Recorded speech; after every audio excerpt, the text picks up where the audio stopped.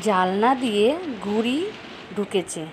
এদিকে দুপুরে রান্না কি করেছি আর রান্না করতে বসে পড়লাম। ভিডিওটা হচ্ছে দুপুরে, তোমরা অবশ্যই দেখো, ভালো লাগবে।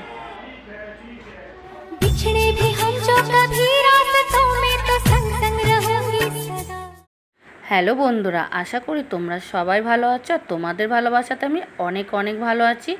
আর টবে লাগিয়েছিলাম থানকুনি পাতা গাছ, তো অনেক থানকুনি পাতা হয়েছে, তাই আজকে কটা তুলে নেব, তরকারি করব। আমি মাঝে মাঝেই তরকারি করি, তো আজকে তাই একটু তোমাদের ভিডিওতে দেখিয়ে দিচ্ছি। তো সবজি কাটতে বসে পড়েছি, কি রান্না করব কিছুই মাথায় আসছে না। আর তার জন্য ভেবেছি দেখি যা যা সবজি আছে কীরকমভাবে রান্না করা যায়, সেইভাবেই কাটতে বসে পড়লাম। সবজি কেটে নিয়ে তোমাদের আমি দেখিয়ে দেবো যে কি রান্না করব। দেখো, এখানে হচ্ছে ঝিঙা কেটেছি, এদিকে থানকুনি পাতা বেগুন আলু দিয়ে কেটেছি, আর ওদিকে পটল আলুর মশলাও করে নিয়েছি। এবার এটা করে চলে যাব ছেলেকে খাওয়াতে, কারণ ছেলে আবার পড়তে যাবে, স্কুল দিয়ে চলে এসেছে। ডিম সিদ্ধ দিয়েছি, একটু উচ্ছে সিদ্ধ আলু সিদ্ধ দিয়ে ওকে কটা ভাত খাইয়ে দেবো। আর আমিও দুগাল খাবো ওর সাথে, কারণ ও একা খাবে না, আমিও দুগালের সাথে খেয়ে নিই সকালবেলা। এদিকে তো রান্না বসিয়ে দিয়েছি।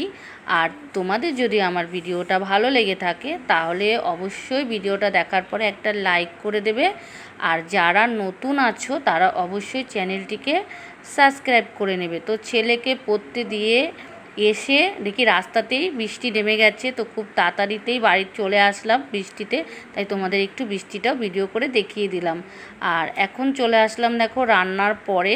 আর কি রান্না করেছি তোমাদের তো সবজিটা দেখিয়ে দিয়েছি, আর রান্নাটাও কি করেছি দেখিয়ে দিই।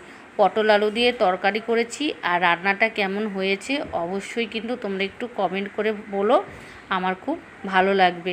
আর এটা থানকুনি পাতা বেগুন আলু দিয়ে তরকারি করেছি। আর করেছি ঝিঙে, মানে ধুন্দুল বলে ওটা আর কি, এই যে মাখা মাখা করে একটু তরকারি করেছি। আর এটা একটু আছে, কালকের ডাল ছিল টক ডাল, ওটা আমি গরম করে নিয়েছি। এত কিছু রান্না করেছি, কিন্তু আমার ছেলে খাবে না ওগুলো কিছুই। ও খাবে ডিমের পোস্ট দিয়ে, আর ডালটা ছিল টক ডাল ওটা দিয়ে, আর লাস্টে দুটো পটল আলু নিয়েছে। ও এখনও অত কিছু খাওয়া শেখেনি, বয়স তো 9 বছর হয়ে গেছে। আর দেখো খাওয়া দাওয়ার পরে চলে আসলাম ওপর ঘরে একটু শোবো, কারণ সারাদিন খাটাখাটনি করলেও দুপুরবেলা একটু বিশ্রাম না নিলে হয় না। এদিকে দেখো একটা কাণ্ড হয়ে গেছে। আমি বসে আছি, অমনি দেখি জানলা থেকে ঘুড়িটা উঁকি মারছে, আমাকে ডাকছে। আমি আবার গিয়ে ঘুড়িটা জানলা থেকে নিয়ে নিলাম, আর তোমাদের সাথে একটু মজা করলাম, কারণ ঘুড়ি তো জানলা থেকে ডাকে না, না, এটা তোমাদের সাথে একটু মজা করে বললাম। তো ছেলে ঘুম থেকে উঠে খুব খুশি হবে। আজকের ভিডিওটা আবার এখানেই শেষ করে দিলাম। তোমাদের যদি ভালো লেগে থাকে অবশ্যই চ্যানেলটিকে সাবস্ক্রাইব করে নেবে আর একটা লাইক করে দেবে।